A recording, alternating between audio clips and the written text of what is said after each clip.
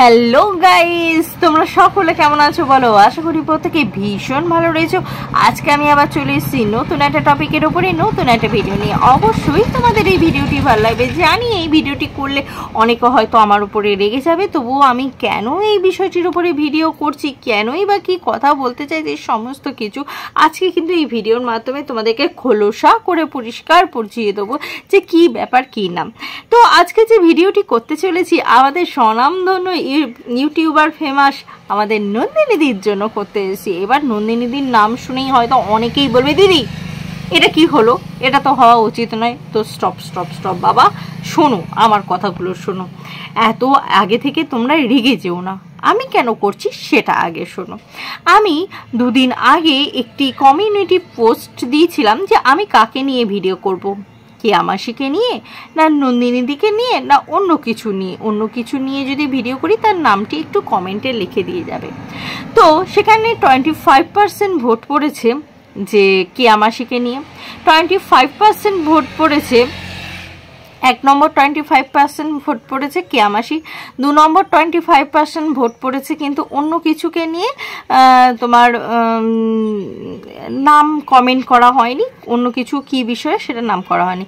কিন্তু এই যে 3 নম্বর 50% লাইক পড়েছে নন্দিনীদিকে নিয়ে করার জন্য কিন্তু 50% লাইক পড়েছে। আমি তো ভাবলাম ভাই এটা কি করে করা যায়, নন্দিনীদিকে এত চাইছে আমার ভিউয়ার্সরা, আর আমি যদি নন্দিনীদিকে নিয়ে না করি ভিডিও তাহলে তো আমি আমাদের ভিউয়ার্সদেরকে অনেকটাই দুঃখের মধ্যে রেখে দেবো। তারা চাইছে আমার কাছ থেকে নন্দিনীদির ভিডিও, আর নন্দিনীদির ভিডিও তাদেরকে না দিলে হয়। হ্যাঁ, নন্দিনীদির অনেক অনেক টপিক আমার কাছে জমা হয়ে আছে, যে জমাগুলো ঠিক একটা করে খোলসা করে দেবো। হ্যাঁ, অনেকে আবার আমাকে বকা দেয়, হ্যাঁ অবশ্যই তারা 20 জন আমাকে বকা দেন যে এই মানুষটার সাথে তুমি কিন্তু কথা বলবে না। তারা নিজের মনে করে, হ্যাঁ তারা নিজের মনে করে, তাই তারা কিন্তু এরকম করে তার বোনটিকে তারা কিন্তু শাসন করে। তার জন্য আমি কি বলবো, খুবই ভগবানের কাছে ধন্যবাদ জ্ঞাপন করি যে আমার এরকম দাদা ভাইরা, দিদি ভাইরা এরকম রয়েছে যারা কিন্তু আমাকে আমার ঠিক ভুলটা দেখিয়ে দেয়। কিন্তু যেহেতু আমার ভিউয়ার্সরা চাইছে যে আমি নন্দিনীদিকে নিয়ে কিছু কথা বলি, সেই জন্য আজ কিন্তু আমি চলে এসেছি আমাদের স্বনামধন্য YouTuber famous viral girl smart দিদি নন্দিনীদিকে নিয়ে কথা বলার জন্য। এই যে নন্দিনীদির নামের আগে এতগুলো তকমা পড়ছে, এটা কি আসলেই পড়ার যোগ্য না পড়ার যোগ্য নয়, সেটা তো আজকে আমরা এই ভিডিওর মাধ্যমে সবিস্তর জেনে যাবই যে কতটা এটা লিগালি এই সমস্ত কথাগুলো তার পিছনে বলা। দেখো, এই স্মার্ট দিদিকে কিন্তু কেউ চিনতো না। আমাদের মা বোনেরা, বাংলার মা বোনেরা, ভাইরা, তারা একদম যে পাইস হোটেলগুলো ছিল বা যে সমস্ত হোটেলে কাজকর্ম করে, বাপু মাদের স্থানীয় কাজকর্ম করে, শাড়িটি পরে মারা যেভাবে বাড়িতে রান্না করে সেই রকম কিন্তু এই পাইস হোটেলেও বলো বা যে কোনো হোটেলেই বলো না কেন রান্না বান্না করে। আমাদেরকে ভীষণ ভালো লাগে, কারণ আমরা এইগুলো দেখেই বড় হয়েছি। হঠাৎ করে যদি তারা প্যান্ট শার্ট পরতে থাকে তাহলে তো একটু যাই হোক না কেন তকমা তো লাগবেই যে এটা কি হলো। সেই বাউন্ডারিটাই কিন্তু ক্রস করেছিল প্রথম নন্দিনীদি, আর সেটাই চোখে পড়েছিল ইউটিউবারদের চোখে পড়ার পর এই নন্দিনীদি কিন্তু আস্তে আস্তে ভাইরাল হতে থাকে। আর ভাইরাল তাকে এমন একটি পর্যায়ে নিয়ে যায় যে সে তার অহংকারে চুরচুর হয়ে যায়। এবার বলবে এত অহংকার, এত অহংকার। আজকে ভিডিওর মধ্যে তোমাদেরকে সমস্ত কিছু ক্লিয়ার করে দেবো, তাকে পুঙ্খানুপুঙ্খানুভাবে বিচার বিশ্লেষণ করে তোমরা জানতে পারবে, দেখতে পারবে আদবে কি ঘটেছে। এবার তোমরা বলবে যে কি ঘটেছে দিদি, চটপট বলো। ওকে ওকে ওকে, ওয়েট, আমি সমস্ত কিছু তোমাদের সামনে তুলে ধরবো, একটু টাইম দাও, দেখো আস্তে আস্তে সমস্তটাই তোমাদের সামনে তুলে ধরছি। তবে হ্যাঁ বন্ধুরা, স্কিপ করো না, স্কিপ করলে কিন্তু অনেক বড় কিছু মিস করে যাবে, মিস করে যাবে আমাদের এই মিসেস নন্দিনীদির থেকে। আগে একটু কথা শুনি। কি শুনবো না, নন্দিনীদির বাবার কিছু বক্তব্য। একটু ভালো করে কান করলে তোমরা শোনো তো নন্দিনীদির বাবার বক্তব্যখানা। শোনো শোনো শোনো। কখন তোমাকে ছাড়বে বা কখন আসবে? একদম একদম একদম ওর উপর ডিপেন্ড করে, তার লেবারকে কখন ছাড়বে সে। কাকু বলছে নন্দিনীদির বাবা তার লেবার, ঠিক আছে।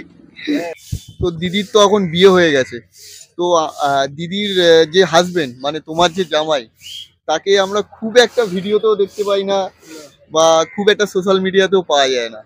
সে থাকেনি এখানে, সে গুজরাটের কোথায় থাকে আমি ঠিক বলতে পারলাম না।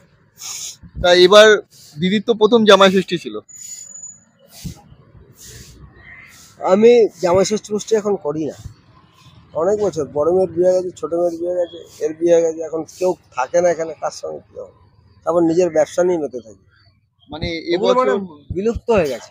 এবছর নন্দিনীদির প্রথম জামাই ষষ্ঠী, তুমি নন্দিনীদিকে মানে যেহেতু জামাইকে একটা জামাই ষষ্ঠীর দিন যেটা বাঙালির একটা রুচি থাকে সেটা করা হয়নি না, করা হয়তো ইনি করতো। জামাই ষষ্ঠী তো আমার কোনো ব্যাপার নেই, আচ্ছা মেয়েদের ব্যাপারে এগুলো। ওরে বাবারি, নন্দিনীদির বাবার বক্তব্যখানা দেখলে শুনলে যে নন্দিনীদির বাবা কি বলল? সে বলে দিল আমার এই মেয়ের বড় মেয়ের ছোট মেয়ের বিয়ে হয়ে গেছে, মেজো মেয়ের এতদিনে বিয়ে হলো, কি আছে আমাদের এখানে জামাই ষষ্ঠী টষ্ঠী বলে কিছু নেই। জামাই তো থাকে না, জামাই তো দূরে থাকে, জামাই ষষ্ঠী বলে কিছু নেই। আরে বাবা, যে শ্বশুরের এত অহংকার, তাহলে তার মেয়ের কতটা অহংকার হতে পারে সেটা কি কখনো ভেবে দেখেছ? সেটা কিন্তু ভেবে দেখা দরকার। সেটা যদি ভেবে না দেখো তাহলে কিন্তু তোমরা অনেক বড় কিছু মিস করে যাবে। যে ফ্যামিলিতে আমাদের এই নন্দিনীদি গেছে সেই ফ্যামিলিটা কেমন, তার বরটি কেমন, সমস্ত কিছু আজকের এই ভিডিও তথ্যের মধ্যে নিয়ে চলে এসেছি। তো চলো বন্ধুরা আরও কিছু জানা যাক। তো যে কথাটি বলছিলাম যে আমাদের এই নন্দিনীদির বাবা কিন্তু বলে দিয়েছিল জামাই ষষ্ঠী তো আমার কিছু নেই, থাকলে ওনার থাকবে, মানে ওনার স্ত্রীকে দেখিয়ে বলেছে আমার তো কিছু নেই। আরে স্ত্রী কি মানে অন্য কোথাও থেকে টাকা রোজগার করে নিয়ে এসে বলবে, তবে খারাপ আয়তে কথা বলছিলাম, নিয়ে এসে বলবে যে চলো জামাই ষষ্ঠী করি? সেটা তো নয়। তুমি রোজগার করছো, তুমি তোমার স্ত্রীকে যেটুকু দেবে সেখান থেকে তো তোমার যদি মতামত না থাকে তাহলে সে তার জামাইকে কিভাবে আপ্যায়ন করে জামাই ষষ্ঠীটা করাতে পারে? বাড়ির মেন গার্জেন তো তুমি। হ্যাঁ অ্যাকচুয়ালি আপনি, তুমি বলাটা ভুল হচ্ছে, নন্দিনীদির বাবাকে বলছি আঙ্কেল আপনি তো বাড়ির গার্জেন। আপনি যদি বাড়ির গার্জেন হয়ে আপনি যদি মতামত না দেন, আপনার বাড়িতে যে জামাই আসবে আপনি যদি তার সাথে ভালো ব্যবহার না করেন, আপনার জামাই ঠিক কোথায় রয়েছে সে বিষয়ে যদি আপনি জ্ঞাত না হন, তাহলে তো বুঝতে হবে যে আপনার ছেলে মেয়ের জন্য কোনো চিন্তাই নেই। আপনার ছেলে মেয়েদেরকে বিয়ে দিয়ে দিয়েছেন, ও নিজেদের মতন মুছে নেবে। কেন ভাই? ও আপনার জামাই কোথায় থাকছে না থাকছে আপনি শ্বশুর হয়ে আপনি সেটুকু যদি না জানেন, তাহলে তো আমি বলবো যে আপনার এই মেয়ের জীবন ভবিষ্যৎ এইগুলো নিয়ে তো আপনার কোনো চিন্তা ভাবনাই নেই। এটা একটা দায়িত্ববান পিতার কিন্তু কোনো কাজ নয়। আপনি যখন ছেলেটিকে দেখে শুনে বিয়ে দেবেন, নিশ্চয়ই ছেলেটি কি করে, কোথায় কাজ করে, কি না, সমস্ত কিছু জানা দরকার। কিন্তু আপনার বক্তব্যের মধ্যে এটা বোঝা যাচ্ছে যে আপনি সেই সমস্ত কোনো বিষয়ে বিশেষ কিছু জানেন না বা তাদের বিষয়ে বিশেষ কিছু আপনি মাথায় রাখেন না। কিন্তু একটা কথা বলি, যে আমি বলছি না যে সম্পূর্ণটা মাথায় রাখুন, অবশ্যই না। কেন মা বাবা হয়ে সম্পূর্ণ বিষয়টির মধ্যে ঢুকবেন সেটা বলছি না, কিন্তু যেটুকু জেনারেল নলেজ থাকা উচিত সেটুকু যদি না থাকে তাহলে আর যাই হোক কাকু, কখনোই এটা মানে অহংকারহীনের কথা নয়। আপনার ভেতরে এত অহংকার চুরচুর হয়ে আছে, তো আপনার মেয়ের ভেতরে অহংকার থাকবে না? এটা হতে পারে? অনেকে প্রশ্ন করবেন এই ভিডিওটি দেখে যে বাবা কেন চাকর। হ্যাঁ, বাবা কেন চাকর এই শব্দটি কিন্তু তোমাদের মনে অনেকেরই আসবে, আমি জানি। কারণ কি জানো তো, বাবার দোকানে তার কাজ করতে কষ্ট হচ্ছিল, সেই জন্য মেয়ে কিন্তু একটি নতুন দোকান খোলে এবং নতুন দোকান খুলে কিন্তু সে কিন্তু বাবা মাকে রাখে। হ্যাঁ, বাবা কিন্তু নিজে মুখেই বলেছে আমি এখান থেকে একটি পয়সা পাই, মাইনে দেয়, পয়সা পাই। তো তাদের ভেতরে কিন্তু বাবা আর মেয়ের ভেতরে কিন্তু এই মানে ডায়লগটা খুবই চলে আসছে যে বাবা কেন চাকর, আরে এটা বাবার দোকান, বাবা যেটা ঠিক মনে করবে সেটা করবে, বাবা মেয়েকে টাকা দেবে তা না, মেয়ে উল্টে বাবাকে দিচ্ছে। ভালোই লাগছে। কলিযুগে আর কি কি দেখতে হবে সেটাই সবচেয়ে বড় প্রশ্ন আমাদের কাছে, যে আর কি কি দেখতে হবে। কলি আরও বাড়ার সাথে সাথে আমাদেরকে আরও কতগুলো সত্যের সামনাসামনি হতে হবে সেটা ভাবলেই আমরা অবাক হয়ে যাই। এরপর নন্দিনীদির আরও ধামাকাদার মূর্তি আমি তোমাদের সামনে তুলে ধরে আনবো। হ্যাঁ, নন্দিনীদি কি বলেছে সেটি আমি তোমাদের সামনে তুলে ধরছি। নন্দিনীদি কিন্তু বলেছে যে আমার একটি এই হোটেল রয়েছে, একটি পার্লার রয়েছে, আর একটি রয়েছে আরেকটি আমি মডেলিং করছি। ভাই এটা কি শুনলাম ভাই, কি শুনলাম ভাই, আমরা কি শুনলাম, আমরা কি শুনলাম, ঠিক শুনলাম? আমরা ঠিকই শুনেছি। নন্দিনীদির একটি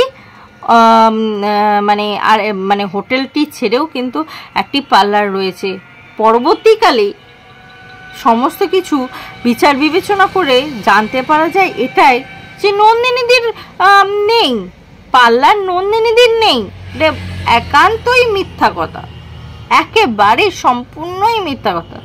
নন্দিনীদির নেই, আছে ওনার শাশুড়ি মায়ের। আচ্ছা, শাশুড়ি মা তার মানে কি বলবো বিউটি পার্লারটিকে তার নামে করলো না, কিন্তু তার হয়ে গেল। বাবা তার হোটেলটিকে তার নামে করলো না, কিন্তু তার হয়ে গেল। এগুলো কি অরাজকতা চলছে? তুমি যে বাড়িতে গেছো মানে সবই তোমার, হ্যাঁ, কাউরি পার্সোনাল চিজ বলে কিছু নেই।